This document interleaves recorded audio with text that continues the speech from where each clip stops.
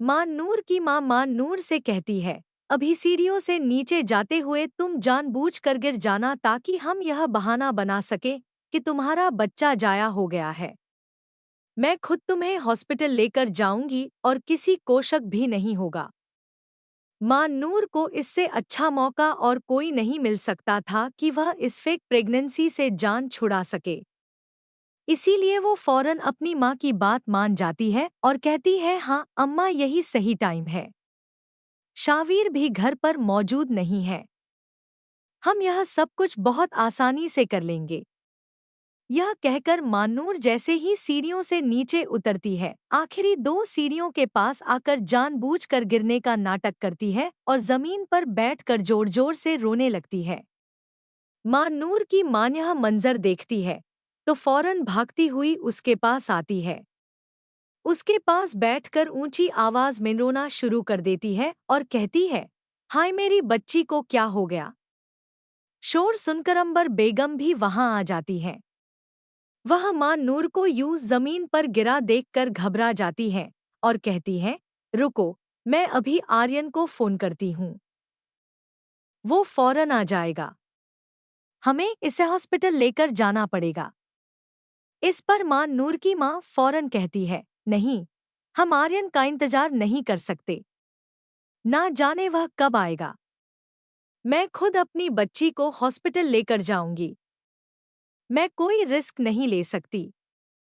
यह कहकर वह मां नूर को उठाती है और जल्दी से रिक्शे में बैठकर हॉस्पिटल जाने के लिए निकल जाती है। अंबर बेगम परेशान होकर कहती है, मैं भी आपके साथ चलती हूँ। लेकिन मानूर की मां फौरन उसे झटक कर कहती है, नहीं, हमें आपकी जरूरत नहीं। मेरी बच्ची के लिए मैं ही काफी हूँ। हॉस्पिटल जाने की बजाय महानूर और उसकी मां सीधा शॉपिंग मॉल पहुंच जाती हैं।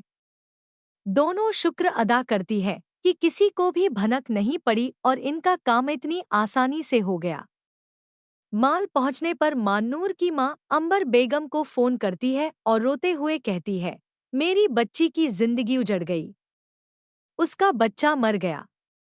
यह सुनकर अंबर बेगम रंजीदा हो जाती है और उसे तसल्ली देती है। जबकि दूसरी तरफ मां नूर की मां तमाम तमाशा लगाकर मुस्कुरा रही होती है क्योंकि उसने सबको बड़ी महारत से बेवकूफ बना दिया था। मां नूर भी खुश थी कि अब उसे इस झूठी प्रेगनेंसी का ड्रामा नहीं करना पड़ेगा। दोनों मां मॉल में घूमती फिरती रही, शॉपिंग करती रही और बहुत खुशंजर आ रही थी। मगर उन्हें मालूम नहीं था कि इनका पर्दा बहुत जल्द फाश होने वाला है।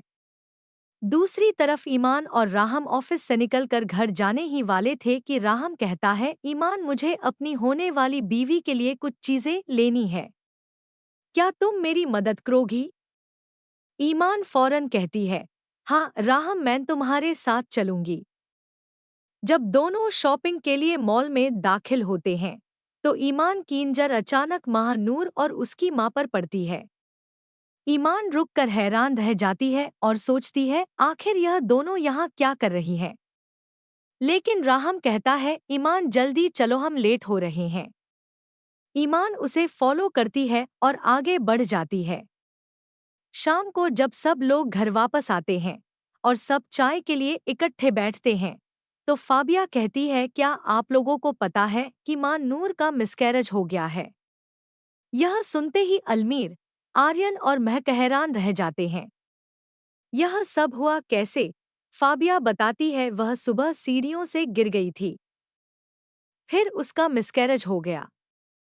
सब लोग अफसोस का इजहार करते हैं।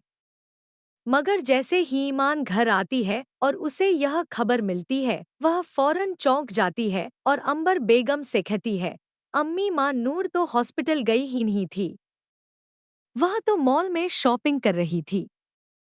मैंने उसे खुद आज वहां देखा है। यह सुनकर अंबर बेगम के पैरों तले जमीन निकल जाती है। सब बातें एकदम से वाज हो जाती हैं कि मां बेटी धोखा दे रही थी और सबके जज्बात से खेल रही हैं। ईमान कहती है, अम्मी, मुझे लगता है मां नूर ने झूठी प्रेगनेंसी का ड्रामा किया है। इसीलिए उसने यह प्लान बनाया कि किसी को शक ना हो, खास तौर पर शावीर